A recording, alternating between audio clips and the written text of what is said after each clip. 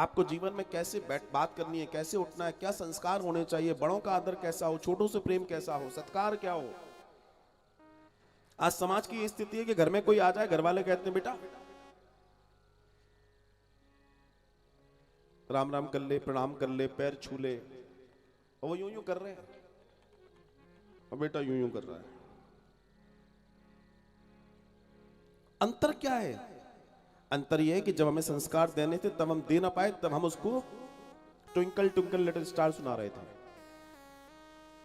इसमें कोई विरोध नहीं है कि आपने वो सुनाया, वो सिखाया, पर जितना सिखाया और जितना डांटा कि आज ये कविता, आज ये पोएम मुझे चाहिए, काश उतनी ही डांट तुमने ये कर दी होती कि आज शाम को मुझे हनुमान चालीसा भी सुनाना पड़ेगा, ध्यान रखना खाना नहीं मिलेगा, तो शायद परिवर्तन कुछ और होता, शायद परिवर्तन कुछ और होता। आपके यहाँ भगवान की पूजा हो रही है, सुबह सुबह ब्राह्मण देवता हैं, उन्होंने तैयारी कर दी, आप आनंद के साथ हैं, और मैंने देखा अक्सर लोगों को, छोटे छोटे बच्चे औंधे पड़े बिस्तरों पर। क्यों? अरे रहने दो, इन्हें मत उठाओ,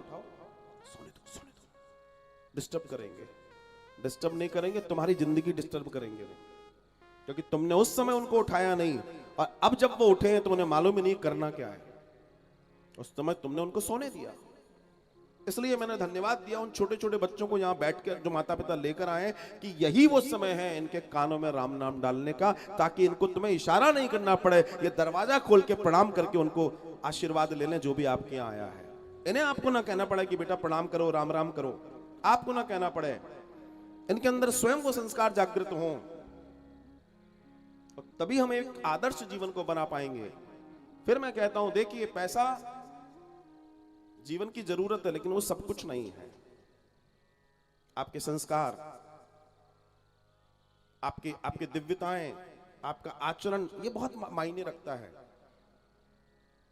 बहुत सारी कंपनियां जब किसी बच्चे का इंटरव्यू लेते हैं तो कई बार ये होता है जिसके बहुत अच्छे नंबर होते हैं उसके बावजूद उसको सिलेक्ट नहीं करते। क्यों? क्योंकि उसमें व्यवहार नहीं दिखता कि ये लोगों को मैनेज कर पाएगा कि नहीं कर पाएगा। एक मैनेजर के लिए सबसे बड़ी चीज है कि वो मैनेज करवा पाए। नंबरों से कुछ नहीं होगा। जो व्यक्ति एक व्यक्ति से इरिटेट हो रहा है वो क्या 10 लोगों को संभाल पाएगा? क्रॉस, ऐसा व्यक्ति नहीं चाहिए।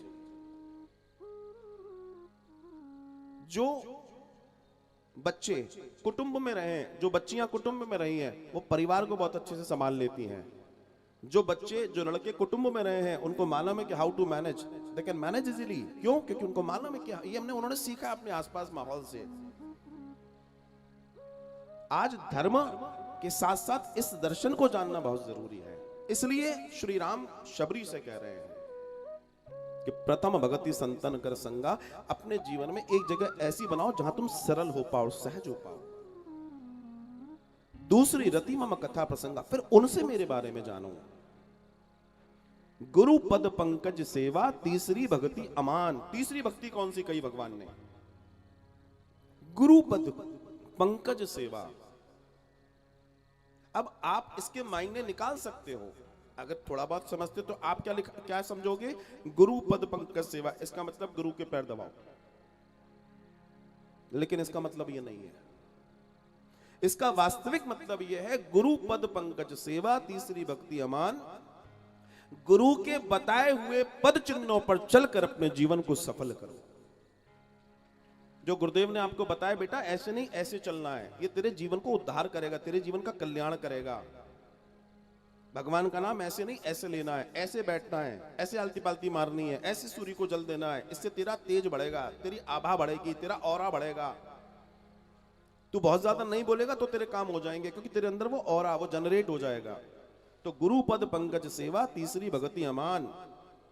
जरूरी नहीं है कि साहब इसका मतलब ये है दिन में तो पैर दबा रहे हैं और गुरुजी कुछ कह रहे हैं तो मान ही नहीं रहे हैं। जैसे गुरु ने कहा ये ले आना, पता बड़ा गायब, नारद जी की तरह ना।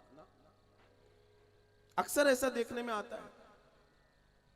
एक बार हम एक गांव एक कहीं से गुजर रहे थे, तो कोई मिलने वाला था, तो उसने कहा बस सामने ये दिख रहा है, रोड साइड ही था, उसका गांव था। बोला बस 5 मिनट। हमने कहा चलो कोई बात नहीं, गाड़ी मोड़ दी। तो जैसे वो सामने बाबूजी लोग बैठे हैं, सब लोग, इतनी दूर उसका घर होगा और यहाँ से गाड़ी निकल रही है, तो छोटी सी गली थी, तो ऐसे लड़ाइयाँ हो रही थी।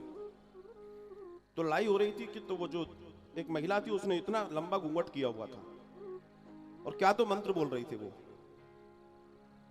सामने उसके सास ससुर जो भी लोग थे, और जय हो। तो ऐसा पर्दा भी किस काम का कि दिखाने का पर्दा है और शर्म पूरी जा चुकी है। इसका मतलब क्या होता है? ये जरूरी नहीं कि पर्दा यहां तक हो तो चलेगा। अरे शर्म आंखों की होनी चाहिए, शर्म शब्दों की होनी चाहिए, शर्म संस्कारों की होनी चाहिए। तुम पर्दा तो कर रहे हो ऐसे और काम नहीं सुन रहे हो, एक घड़ी का भी कान इधर कर लिया, बोला किसी ने सोचा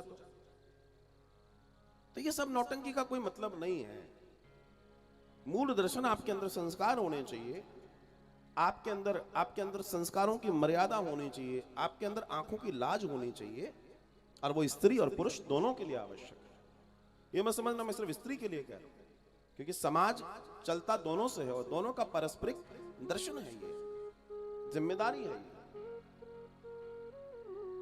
सिर्फ इस बात से नहीं है कि साहब ये कपड़ा यहां तक है तो बहुत बड़ा काम हो गया, संस्कार का है। ये तो जबरदस्ती हो सकता है, लेकिन इसका मतलब ये नहीं है कि ये रूढ़िवादिता है कि साहब घूंघट रूढ़िवादिता नहीं, रूढ़िवादिता नहीं है ये अपने अपने लेवल की लाज का एक दर्शन है, ये अपना अपना लेवल है।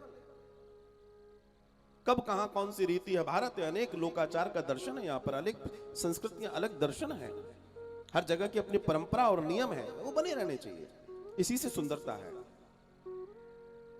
तो गुरु पद पंकज सेवा तीसरी भक्ति अमान।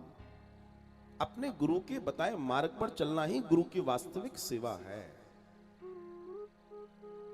जरूरी नहीं है कि तुमने सोचा वैसे हम कुछ नहीं करें, जाके 5 किलो अमरूद रखे आए, 10 किलो मेवा रखे आए, इससे क्या होगा? कुछ नहीं होगा। लेकिन आपका आचरण, आपके कार्य अच्छे होंगे तो जहां भी आपके गुरुदेव होंगे वो आपको आशीर्वाद देंगे, क्योंकि उसको वही चाहिए। आपके माता पिता को आप कुछ दें या ना दें, लेकिन अगर आप अच्छा कर्म करेंगे, 4 लोग जब उसकी तारीफ करेंगे तो आपके माता पिता का खून बढ़ेगा। तो वो गुरु भी यही चाहता है कि आप बढ़ें, आपका कल्याण हो, आप आसमान की ऊंचाइयां छूमें।